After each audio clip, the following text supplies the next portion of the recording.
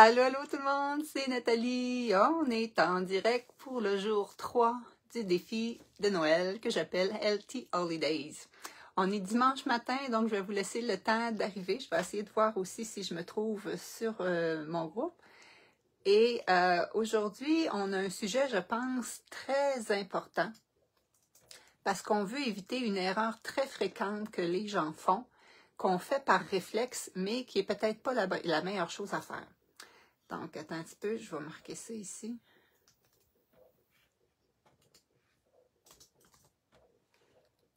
Et voilà. Donc, qui sont là ce matin? Et dites-moi, jusqu'à maintenant, est-ce que vous vous sentez déjà un petit peu plus relax, un petit peu plus zen à l'arrivée des fêtes, en ayant porté votre attention plus positive, justement, sur comment vous voulez vous sentir, comment vous voulez que ça se déroule, ces fêtes-là? On a parlé peut-être dans la légèreté, dans le plaisir. Donc, je remercie les gens qui ont déjà été indiqués leur objectif. Vous savez que plus vous participez, plus vous pouvez gagner. Hein? Les gens qui vont gagner dimanche, il faut être présent dimanche, hein? Mais ça va aussi être les gens qui auront participé pendant toute la semaine. Donc, allô Sylvie Dubois, Sylvie vient. Je vais peut-être changer mon téléphone pour être ici, justement, pour vous voir. Stéphanie Lelièvre, allô, allô, super contente de vous voir. Donc, faites-moi des pouces, des cœurs. Donc, j'espère que vous appréciez ce petit challenge-là que j'ai eu l'idée de faire justement pour vous préparer aux fêtes parce que les gens qui m'entourent, comme je vous ai dit, pas mes clients, ça me fait toujours plaisir d'ailleurs que ce ne soit pas mes clients parce que mes clients, j'ai 3 groupes de coaching, dont 2 qui finissaient cette semaine, les groupes Transformation Santé, puis un groupe de 30 jours de Happy and Fit. Et les jeunes me disent non, ils ont leur plan pour les fêtes. Et c'est certain que moi, je leur partage des recettes, puis je leur ai déjà partagé des stratégies. Mais souvent, j'entends encore ça. Oh my God, tu sais, comme je vous dis, là, je vais arriver aux fêtes fatiguée. Il y a beaucoup de gens aussi qui arrivent brûlés aux fêtes et qui tombent malades, puis qui me disent « Hey, moi, les vacances, c'est pas pour moi. Je tombe tout le temps malade aux fêtes. » Hey, ça, c'est vraiment un signe. C'est vraiment un signe que c'est le seul moment que tu t'accordes une pause et que ton système, qui est vraiment probablement le cortisol dans le piton, qui tient juste par des épingles à linge, finit par flancher parce que tu lui donnes le temps de récupérer. Donc, si tu tombes toujours malade quand tu es en vacances, là, c'est vraiment le temps de changer ta stratégie et changer ton mindset. Et changer tes habitudes de vie en passant pour l'alimentation plus anti-inflammatoire que j'enseigne. Mais revenons à nos moutons. Donc, est-ce que tu te sens déjà plus légère, moins de poids sur tes épaules par rapport à tes changements et par rapport à ta planification de repas? Est-ce que tu as contacté ta famille pour savoir qu'est-ce que ça va se passer? Est-ce que tu as pensé aux aliments que tu vas apporter à ton Noël ou à tes célébrations? Hein, parce que tout le monde n'appelle pas ça Noël. Donc, j'ai des clients qui m'ont écrit pour me partager ça. Et en passant, j'ai quelques personnes qui m'ont écrit. Je veux te remercier, Sylvie Degg, si jamais tu es là ce matin. Sylvie Degg, c'est une dame qui était là il y a, je te dirais, peut-être 14 ans, avant que je sois en ligne, dans le temps que je donnais des formations ici. Elle m'a dit merci hier, elle a pris la peine de m'écrire un beau message sur Messenger. Là, je ne me souviens pas exactement ces mots, mais c'était de merci de toujours être là pour les gens, de ta générosité. Et elle, ça avait changé sa vie à ce moment-là. Et elle maintient toujours ses changements. Et c'est elle, si vous allez sur mon site, je pense que je l'avais gardé, qui avait dit qu'elle était 20 livres en moins passé la ménopause qu'elle l'était avant. Puis qu'elle était plus en forme passé la ménopause qu'elle l'était avant. Alors, quand on pense que c'est pas possible, faut vraiment, justement, encore une fois, changer notre mindset parce que tout est possible. Il s'agit d'avoir les bonnes informations.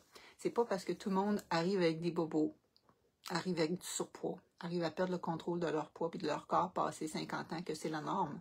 Ça, c'est la norme parce que tout le monde suit les mêmes informations. Tout le monde pense qu'ils mangent santé puis ils ont une alimentation pro-inflammatoire. Il s'agit juste d'y aller autrement avec les bonnes informations. Et quand tu manges de façon optimale, ça vient donner les nutriments dont ton corps a besoin pour rééquilibrer justement ton microbiote qui est essentiel, pour diminuer le stress dans ton corps.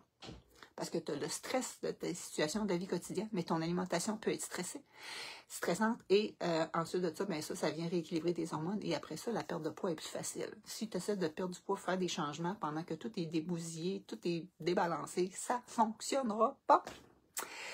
Véronique Arnaud, c'est très aidant et je trouve que que le fait de ne pas se sentir seul dans le sens, ben voyons, profites-en pour te gâter. Oui, c'est ça. Bonjour et merci de nous accompagner pendant le temps des fêtes. Allô Mélanie Moignier, allô Diane, merci. Ça me fait vraiment plaisir parce que c'est pour vous autres que je fais ça. C'est pour vous autres que je fais ça. Alors aujourd'hui, êtes-vous prêts? Faites-moi des cœurs si vous êtes prêts parce qu'on va parler de l'erreur la plus fréquente que les gens font, qui nuisent, qui amène finalement un cercle vicieux de remords et de culpabilité et d'excès alimentaire. Pouvez-vous deviner de quoi je parle? Qui pourrait deviner de quoi je parle ce matin? En fin de compte, vous avez déjà une petite idée parce que le titre était écrit sur le post. Le titre était écrit sur le post. En passant, je me demandais qu'est-ce que vous préférez. Est-ce que vous... je me suis rendu compte qu'on envoie les infolettes chaque matin. On les avait prévues au début vers 8 heures, puis après ça, moi, j'ai des gens d'Europe qui m'écrivent, puis les autres sont 6 heures plus de bonne heure. Fait qu'hier, je suis allée programmer celle de ce matin plutôt à 6 heures du matin pour que les gens la reçoivent. Même, je pense que je l'ai peut-être mis à 5h30. Donc, afin que les gens l'aillent. Et en plus, c'est que dans le courriel, les gens me disaient, c'est à quelle heure, on est dans quel réseau, puis tout ça. On est au Québec, on est à, j'ai marqué l'heure de Montréal. Donc, dans les courriels, ça va maintenant être écrit 10h, 11h des Maritimes ou 16h en Europe. En Europe, ben dans le fond, je marque Paris. OK? C'est sûr qu'en Suisse, c'est pas la même heure. Puis, tu sais, là, à un moment donné, je peux pas écrire à tous les pays. Mais j'ai été ajouter ça pour vous aider. Mais sinon, prenez rendez-vous. Et l'autre chose aussi, c'est que là, moi, ce que j'envoie, c'est le challenge du jour, puis de quoi on va parler pour vous inciter à venir dans le groupe. Et je me demandais si ça c'était pas mieux que le rendez-vous, vous le savez qu'on est là, puis que dans l'infolette, je marque plutôt le vrai sujet de quoi on a parlé. En tout cas, mais là, je suis allée mettre mes rediffusions sur YouTube et je mets le lien des rediffusions dans l'infolette.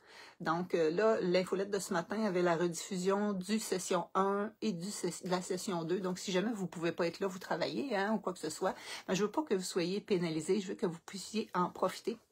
Et à ce sujet-là, j'aimerais ça que vous m'aidiez à partager cette bonne nouvelle-là parce que j'ai créé un événement Facebook. Je ne sais pas si vous l'avez vu, j'ai créé un événement Facebook et ça, tu peux le partager sur ta page. Tu peux dire, hey, je participe à ça avec Nathalie Rousseau, inscris-toi. Donc, ça m'aiderait. Donc, si chaque personne qui sont ici partage ce challenge-là, ben, ça me ferait plaisir. Donc, revenons à nos moutons parce que c'est ça le sujet du jour. Ne pas sauter de repas parce que c'est la meilleure recette d'arriver en privation. Et on l'a tout déjà fait. On se dit, oh my God, je m'en vais chez ma tante Ghislaine à soir. On mange toujours comme des cochons. Façon de parler, mais c'est vrai qu'on dit ça. Donc, je mangerai pas trop avant d'y aller pour me faire de la place pour la soirée. On dit ça. Je mangerai pas trop avant d'y aller pour me faire de la place pour la soirée. Et non. Et non, et non, et non. Comme je vous dis, c'est temps de prendre une belle collation, de manger vos repas, comme je vous ai dit au préalable hier. Donc, si tu sais qu'il va y avoir plus des repas avec des pâtes aux fêtes, moi, c'est pas tellement mon cas. Quoique, c'est vrai que mon pâté, il y a de la croûte, mais le reste de mes aliments, il n'y en a pas. Donc, les desserts et les autres affaires, il n'y en a pas. Donc, c'est le temps, justement, de prendre un bon déjeuner protéiné, de manger des potages, des soupes, ce genre de choses-là, et moins de pain, pâtes, patates, lasagne pendant la journée.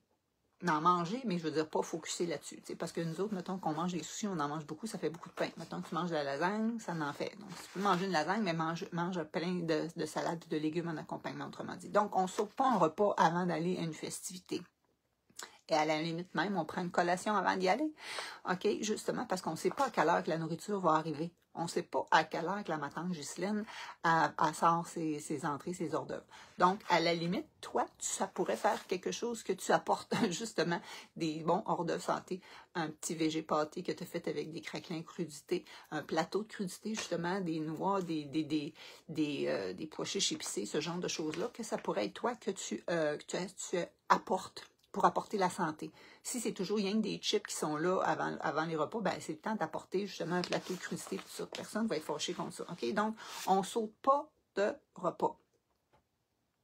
Parce que tu arrives encore plus affamé. Et qu'est-ce qui arrive? Ben, tu manges plus de tout ce qui va être là comme entrée, puis tu manges plus vite. Puis quand on mange plus vite, on mange plus qu'est-ce qu'on a de besoin.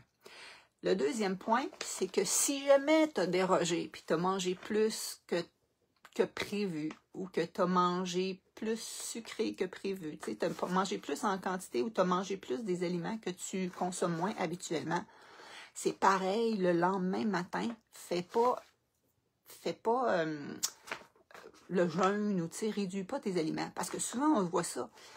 Ou tu sais, comme quand c'est le temps des brunchs à Pâques ou ce genre d'affaires-là, les gens ils disent « OK, moi, je mange mon brunch, puis ça va être le seul repas de ma journée. » Ne faites pas ça. Mangez juste selon de vos besoins, puis reprenez, oui, peut-être pas 3 repas dans ta journée, mais reprenez quand même un souper pour vous amener des nutriments. Parce que qu'est-ce que ça fait quand tu es trop longtemps de ne pas avoir de nutriments, puis tu te dis « Ah non, le lendemain, ça n'a pas de bon sens, moi je jeûne, je suis à l'eau. » Ben là, tu as juste envie d'aller vers le sucré parce que tu as faim. Et quand ton cerveau marche au sucre, puis tes muscles marchent au sucre, il a besoin de sucre.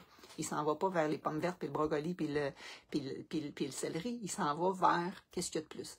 Et qu'est-ce qu'il y a de plus, c'est qu'est-ce qu'il va ouvrir dans le frigidaire, puis qu'il voit il reste de tarte, puis il voit il reste de ci, puis il voit il reste de ça, puis c'est ça qu'il va manger.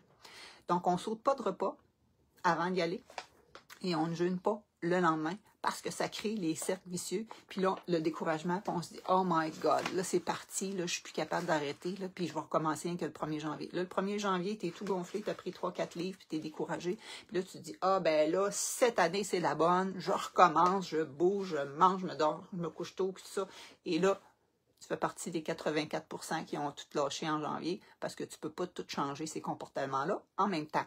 Comprends-tu? Donc, un moment à la fois. Le lendemain, tu t'hydrates bien. Règle numéro 1, tu t'hydrates bien et c'est le temps de manger un potage, c'est le temps de manger une salade, ce genre de choses-là.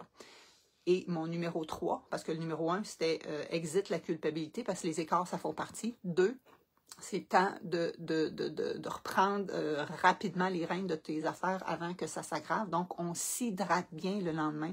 C'est le temps de prendre peut-être un smoothie qui va t'amener et de la verdure et des bons fruits et légumes, des vitamines qui vont t'aider à te rassasier ton corps et qui aient moins envie de manger du sucré. Et le troisième, c'est repars avec tes repas plus équilibrés. Donc, oublie tout ce qui est transformé, puis ça, vas-y avec les aliments de base. OK, si tu ne manges pas végé, ben vas-y juste avec un poisson, pas des histoires panées. Si tu y vas avec des œufs, ces choses-là, vas-y, net frais de sec, pas des bénédictines, des affaires comme ça, OK? Et toujours accompagné de légumes et d'un bon féculent. Donc, qu'est-ce que j'appelle l'assiette équilibrée, autrement dit. Ça va pour ça. Donc, ça, c'était mes 3 conseils pour aujourd'hui. Et j'aimerais ajouter un challenge. C'est aujourd'hui que je vous donne le challenge? Non, c'est demain mon challenge. Faut pas que je me trompe. Demain, je vous donne un challenge. Donc aujourd'hui, je veux juste que vous réfléchissiez si vous aviez tendance à sauter des repas ou à arriver le ventre vide. On oublie ça.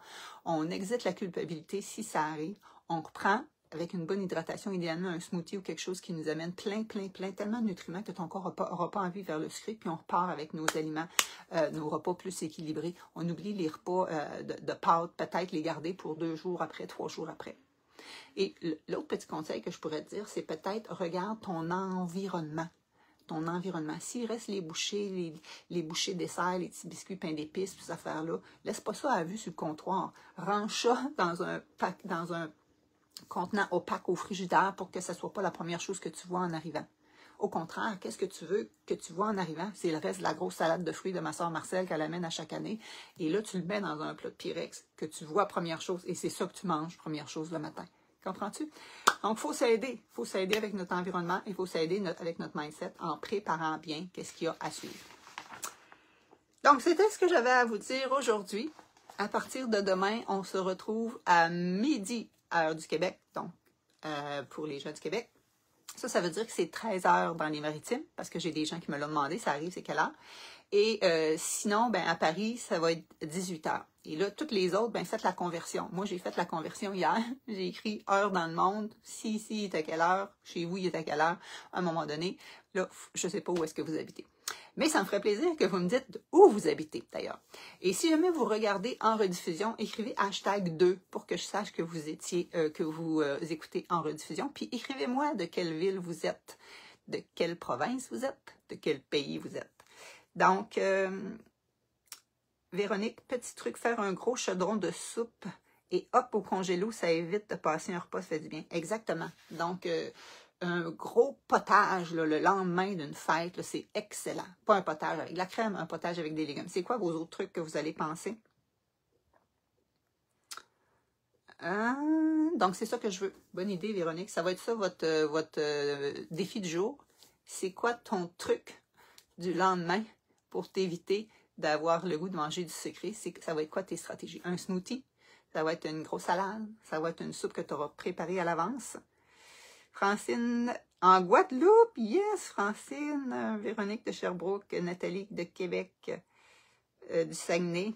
Wow, super. Donc, continuez, allez m'écrire ça, d'où est-ce que vous venez, ça me fait vraiment plaisir. Et votre défi du jour. Donc, on continue.